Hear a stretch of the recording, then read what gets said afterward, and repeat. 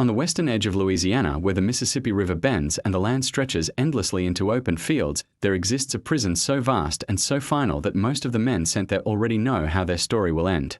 Louisiana State Penitentiary. But almost no one calls it that. To the outside world, it is known simply as Angola. Long before the first prison wall was raised, this land told a different story. It was once a slave plantation, worked by enslaved Africans brought from a region known as Angola. The soil they labored on absorbed their sweat, their blood, and in many cases, their final breaths. When slavery was officially abolished, the chains were removed in name only. The land changed owners, but the system of control never truly left. Where slave quarters once stood, cell blocks would later rise. Where overseers once watched from horseback, armed guards would patrol. Angola did not replace the plantation. It inherited it. Spanning over 18,000 acres, Angola is the largest maximum security prison in the United States. It is larger than Manhattan, larger than many towns. Inside its fences live thousands of men, most of whom are serving life sentences. At Angola, life does not mean decades. It means forever. Parole is rare. Release is almost unheard of. For many inmates, the first day inside Angola is also the last day they will ever breathe free air.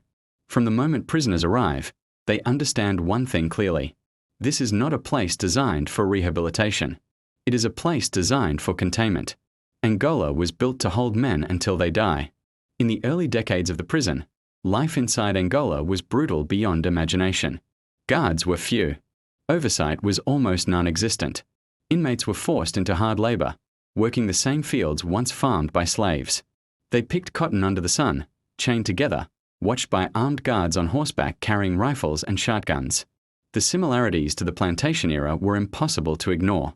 Violence ruled the prison. Stabbings were common. Murders were routine. Prison officials often turned a blind eye. In fact, some believed that allowing inmates to police themselves kept order. Stronger prisoners dominated weaker ones. Gangs formed quickly. Sexual violence was widespread. Survival depended on reputation, alliances, and sometimes pure luck. New inmates learned quickly that Angola operated by its own rules. There were no second chances. Showing weakness invited attack. Trusting the wrong person could be fatal. At night, screams echoed through the cell blocks. By morning, bodies were removed quietly, as if nothing had happened. For decades, Angola had one of the highest inmate murder rates in the country. Death was so common that it became part of the routine. Some prisoners referred to it as the end of the road. Others called it the farm, a cold joke referencing the endless labor that filled their days. Cells were small, overcrowded, and unforgiving. In the summer, the Louisiana heat turned them into ovens. In the winter, damp air crept through cracked walls. Medical care was minimal. Food was basic and repetitive. Many inmates aged quickly, their bodies breaking down long before their time. One of the most feared places inside Angola was death row. Men sentenced to die were held in near total isolation. Days blended together. Time lost meaning. Some inmates waited decades for their execution, living each day under the shadow of death. Others died of natural causes before the state could carry out their sentence. Executions at Angola were once public spectacles. In earlier years, crowds gathered outside the prison. Later, executions moved behind closed doors, but the weight of them never left. The knowledge that the state had the power to decide the exact moment of death haunted every man inside. Among the thousands incarcerated at Angola were men who had committed some of the most violent crimes in American history. Murderers, serial killers, men who had lived entire lives defined by violence. But Angola also held those who claimed they were innocent, men convicted by flawed evidence, unreliable witnesses, or forced confessions. In a place where life sentences were common, a mistake in the system became a death sentence of another kind. During the 1960s and 1970s, Angola gained national attention for its chaos. Journalists, lawyers, and civil rights groups began exposing the conditions inside. Stories emerged of guards allowing inmates to assault one another, of prisoners being used as weapons against other prisoners, of a system that valued control over human life. Eventually, lawsuits forced change.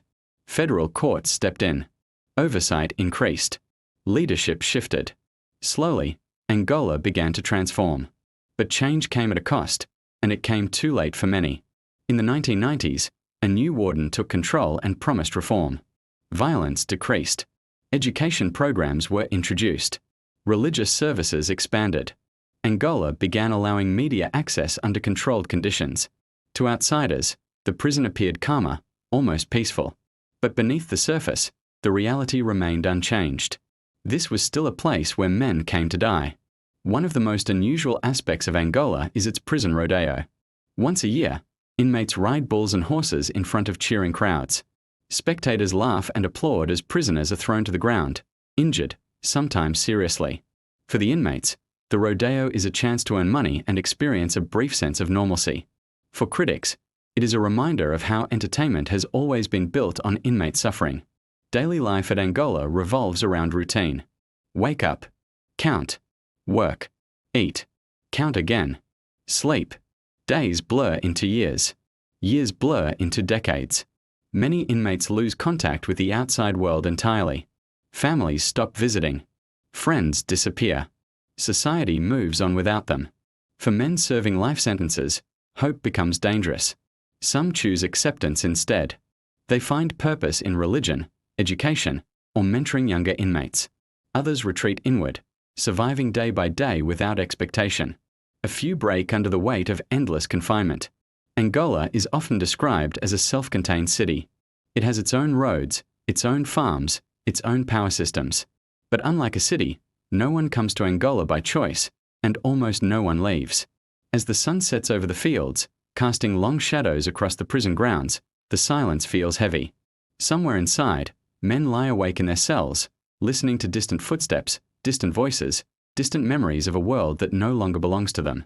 Angola stands as a reminder of America's past and present colliding in one place.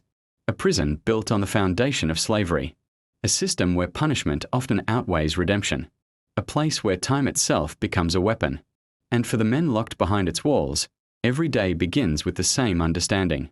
They are not counting down the days until freedom. They are counting down the days until death. The men who live at Angola learn quickly that time behaves differently here. Days stretch longer than they should. Weeks dissolve into years. The calendar loses meaning when there is no future waiting on the other side. For many inmates, the only dates that matter are funerals, lockdowns, and the rare letters from home. Morning begins before sunrise. A loud count echoes through the cell blocks as guards move methodically from door to door. Each inmate must be accounted for. In a place where escape is nearly impossible, control still matters. After count, work assignments begin. Some men head to the fields, walking in lines across land that looks deceptively peaceful. Others work in kitchens, workshops, or maintenance crews. The labor never truly stops. At Angola, work is not rehabilitation. It is structure. It is control. It is a reminder that every hour of the day belongs to the institution. The fields are vast and open, stretching farther than the eye can see. Inmates bend under the sun, harvesting crops much like those who came before them more than a century ago. The tools are modern, but the rhythm is ancient. Work until the whistle blows. Rest only when allowed.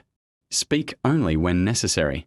Armed guards watch from a distance, rifles resting against their shoulders, a silent presence that never fully fades. For some inmates, the physical labor is a relief. It offers movement, distraction, and exhaustion that makes sleep easier. For others, it is punishment. Aging bodies struggle under the weight of long hours and extreme heat. Medical attention exists, but it is limited. Pain becomes normal. Injury becomes expected. Complaints rarely change anything. Inside the cell blocks, life is quieter but no less heavy. Cells are small, personal space almost non-existent. Some men decorate their walls with photos, drawings, or handwritten prayers. Others leave them bare, refusing to form attachments to a place they despise. Radios hum softly. Conversations drift through the bars. Silence settles in when night comes. Trust inside Angola is rare. Even with reforms, violence never fully disappears. Conflicts simmer beneath the surface. Old rivalries resurface without warning. A single look, a single word, can turn deadly. Many inmates learn to stay invisible. They move carefully. They speak little. Survival often depends on avoiding attention altogether. For those serving life sentences, identity begins to erode. Without milestones or release dates, men redefine themselves by routine alone. They become their job assignments, their cell numbers, their reputations. Some take pride in being dependable workers. Others build status through influence and fear. A few attempt to rebuild their humanity through education and faith. Religion plays a significant role at Angola. Churches exist inside the prison, and religious services are common. For many inmates, faith becomes a way to cope with the certainty of dying behind bars. Redemption may not exist in the legal system, but it offers something the prison cannot take away: meaning. Some inmates become ministers, counselors, and mentors, guiding others through despair they know all too well. Education programs also exist, offering degrees and vocational training. Critics argue these efforts come too late, especially for men who will never be released. Supporters claim they bring peace and reduce violence. For inmates, education is less about the future and more about survival of the mind. Learning gives structure to endless days. It gives a sense of progress, even when life itself is standing still. Death is a constant presence at Angola. Inmates die from illness, violence, and old age. Funerals are quiet affairs. News spreads quickly through the prison, often before official announcements. Each death is a reminder of what waits for everyone else. Some inmates attend services. Others avoid them, unable to face the reflection of their own fate. Death row remains the most isolated part of Angola. Men there live alone, spending most of their time in small cells with limited contact. Appeals stretch on for years, sometimes decades. Hope becomes complicated. Some fight until the end. Others accept their fate long before it arrives. Execution days are heavy, felt even by those nowhere near death row. Silence settles over the prison like a shadow. Angola has also been home to some of the longest-serving inmates in American history. Men who entered in their 20s and died in their 80s. Their lives defined entirely by walls, routines, and memory. Some became symbols of reform. Others faded quietly into obscurity. Their stories rarely reach the outside world. The prison rodeo continues to draw attention. Crowds gather, laughter fills the air, and for a few hours, Angola feels almost normal. Inmates participate willingly, despite the risks. Injuries are common. Bones break. Bodies hit the dirt hard. But for participants, the pain is temporary. The money they earn can buy small comforts. More importantly, the rodeo offers something rare: attention without threat, applause without fear. Critics argue that the rodeo exposes a deeper truth about Angola. Entertainment layered over suffering. Spectacle masking permanence. A brief distraction in a place where nothing truly changes. As the years pass, Angola continues to exist in contradiction. It is cleaner than it once was, safer than before, but the core reality remains untouched. This is a prison designed for life without release, a place where reform has limits, where redemption does not always lead to freedom. For families on the outside, Angola is a slow-moving tragedy. Visits are emotional, often exhausting. Watching loved ones age behind bars is a pain without resolution. Children grow up visiting fathers they will never live with. Parents bury sons they could not save. The prison becomes a permanent presence in their lives, shaping everything that follows.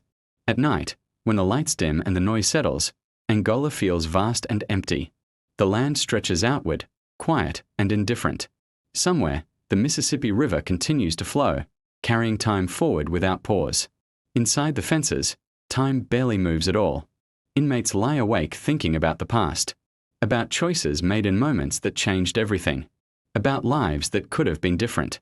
Regret becomes a companion. Acceptance becomes a shield. Madness waits for those who cannot find balance between the two. Angola does not offer easy answers. It exists as both a product of history and a mirror of society's limits. It shows what happens when punishment replaces possibility, when isolation replaces opportunity, when justice becomes final. For the men inside, Angola is not just a prison. It is the end of the road, the last chapter written in concrete and steel, a place where hope must be invented or abandoned. As dawn rises again over the fields, another day begins exactly as the last one ended. Count, work, eat, sleep, repeat. The cycle continues without mercy, without pause. And somewhere within those walls, a man takes another breath, knowing with absolute certainty that this place will one day take his last. Because at Angola, freedom is not delayed. It is denied forever. As years pass inside Angola, Something quiet begins to happen to the men who remain. It is not always visible. There are no alarms, no announcements. It happens slowly, in the way a stone was down underwater. The edges soften. The resistance fades. The prison does not need to break a man loudly. Time does the work for it. For those who have been inside for decades, memory becomes both refuge and punishment. They remember the sound of traffic, the feeling of walking without permission, the weight of choices that once felt small. Outside, the world has changed beyond recognition. Technology has moved forward. Cities have grown. Entire generations have passed. Inside Angola, the days still follow the same rhythm they did years ago. Some inmates mark time by losses. A mother who stopped writing. A brother who died. A child who grew up and never came back. Visits become rarer. Conversations grow shorter. Eventually, silence replaces connection. The prison does not need to cut ties. Time erases them naturally. There are moments when Angola feels almost calm. The fields at dawn. The distant hum of insects at night. The slow movement of clouds over open land. In those moments, the prison can feel deceptively peaceful. But peace here is not freedom. It is resignation. It is the absence of expectation. For many men, the hardest part is not the physical confinement. It is the knowledge that nothing they do can change the ending. Good behavior does not lead to release. Growth does not lead to forgiveness. The future has already been decided. In Angola, the sentence is not measured in years. It is measured in breath. Some inmates try to leave something behind. Artwork, letters, stories told to younger prisoners. Small efforts to prove they existed as more than a number. Others withdraw entirely, choosing invisibility over pain. Both are forms of survival. Angola has seen moments of reform, moments of attention, moments when the outside world briefly looked in. But attention fades. Outrage moves on. The prison remains. Its walls outlast headlines. Its routines outlast promises.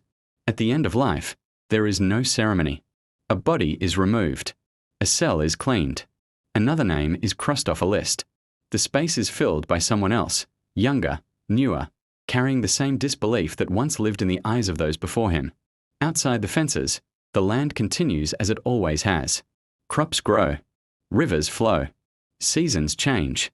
The prison stands unmoved, an enormous presence rooted in history, carrying forward the weight of every life inside it. Angola does not scream. It does not chase. It waits. For the men inside, waiting becomes a way of life. Waiting for meals. Waiting for count. Waiting for letters. Waiting for sleep. Waiting for death. Each day ends the same way, with the understanding that tomorrow will begin exactly where today left off. There are no final lessons here. No clean conclusions. Angola is not a story of redemption or escape. It is a story of permanence, of what happens when society decides that some doors will never open again. And as night falls once more over the fields, as the lights dim and the prison settles into its familiar silence, the truth of Angola remains unchanged. This is not a place built for endings. It is a place built to make them inevitable. And for those who enter its gates, the sentence does not end when time runs out. It ends when life does.